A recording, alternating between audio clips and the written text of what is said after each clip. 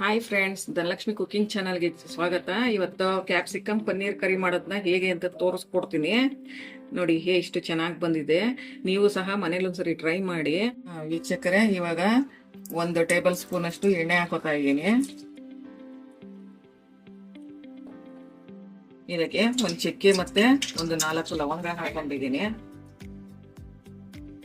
ಮತ್ತೆ 1 ಸ್ಪೂನು ಜೀರಿಗೆ ಹಾಕೋತಾ ಇದ್ದೀನಿ.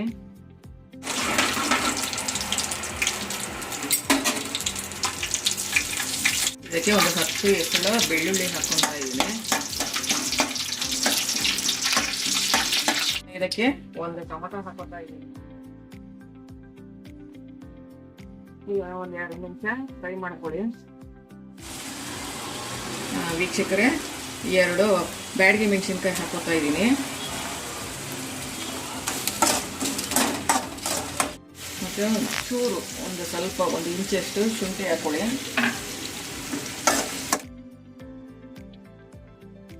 ಮತ್ತೆ 10 ಗೋಡಂಬಿ, 10ರಿಂದ 15ರಷ್ಟು ಗೋಡಂಬಿ ಹಾಕೊಂಡಿದ್ದೀನಿ. ಈಗ ವೀಕ್ಷಕರೇ, ಟೊಮೊಟೊ ರೆಡಿ ಆಗಿದೆ. ಈಗ ಇಷ್ಟನ್ನು ಫಸ್ಟ್ ರುಬ್ಬಿಟ್ಕೊಳ್ಳೋಣ. ವೀಕ್ಷಕರೇ, ಈಗ ರುಬ್ಬಿಟ್ಕೊಂಡಾಗಿದೆ. ಈಗ ಮತ್ತೆ ಅದೇ ಬಾಣಲಿಗೆ ಎಣ್ಣೆ ಹಾಕೊಂಡಿದ್ದೀನಿ. ಅದ್ರ ಜೊತೆ 1 ಈರುಳ್ಳಿಯನ್ನು ಹಾಕೊತಾ ಇದ್ದೀನಿ. ಈಗ ಸ್ವಲ್ಪ ಫ್ರೈ ಮಾಡ್ಕೊಳ್ಳಿ.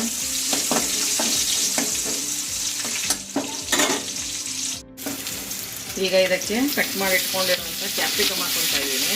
ಇದನ್ನು ಸಹ 1-2 ನಿಮಿಷ ಫ್ರೈ ಮಾಡ್ಕೊಳ್ಳಿ. ಈಗ ಅದು ಫ್ರೈ ಆಗಿದೆ. ಈಗ ಇದಕ್ಕೆ 1 ಚಮಚದಷ್ಟು ಖಾರದ ಪುಡಿ ಹಾಕೋತಾ ಇದ್ದೀನಿ. ಅರ್ಧ ಸ್ಪೂನ್ನಷ್ಟು ಅರಿಶಿನ ಪುಡಿ ಹಾಕೋತಾ ಇದ್ದೀನಿ. ಮತ್ತೆ 1 ಚಮಚದಷ್ಟು ಗರಂ ಮಸಾಲ ಹಾಕೋತಾ ಇದ್ದೀನಿ.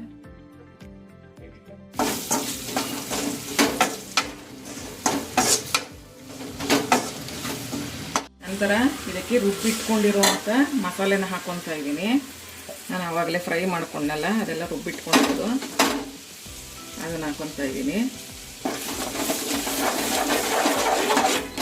ಇದು ಒಂಚೂರು ಎಣ್ಣೆ ಬಿಡೋವರೆಗೂ 1 ನಿಮಿಷ ಫ್ರೈ ಮಾಡ್ಕೊಳ್ಳಿ. ಇದಕ್ಕೆ ಸ್ವಲ್ಪ ನೀರು ಹಾಕೊತಾ ಇದ್ದೀನಿ. ನೀವು ನೋಡಿ ಬೇಕಾದ್ರೆ ಹಾಕೊಳ್ಳಿ. ನಿಮ್ಗೆ ಎಷ್ಟು ಗೊಜ್ಜು ಬೇಕಾಗತ್ತಾ, ಎಷ್ಟು ಬೇಕಾಗುತ್ತೆ ಇಷ್ಟು ನೋಡಿ ಹಾಕೊಳ್ಳಿ. ನಾನು ಒಂದು ಅರ್ಧ ಲೋಟದಷ್ಟು ಹಾಕೊಂಡಿದ್ದೀನಿ. ನಂತರ ಇದಕ್ಕೆ ರುಚಿಗೆ ತಕ್ಕಷ್ಟು ಉಪ್ಪು ಹಾಕ್ತೀನಿ.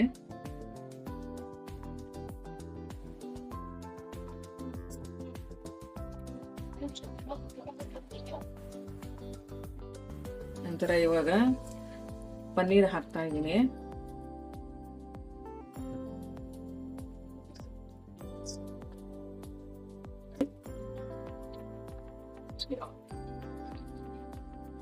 ಈಗ ಇದನ್ನ 2ರಿಂದ 3 ನಿಮಿಷ ಬೇಯಕ್ ಬಿಡಿ.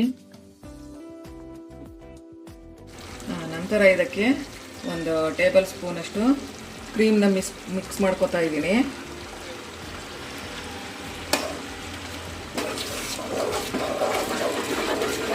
ನಂತರ ಸ್ವಲ್ಪ ಕೊತ್ತಂಬರಿನ ಹಾಕೊಳ್ಳಿ. ಆಲ್ರೆಡಿ ಬೆಂದಿದೆ.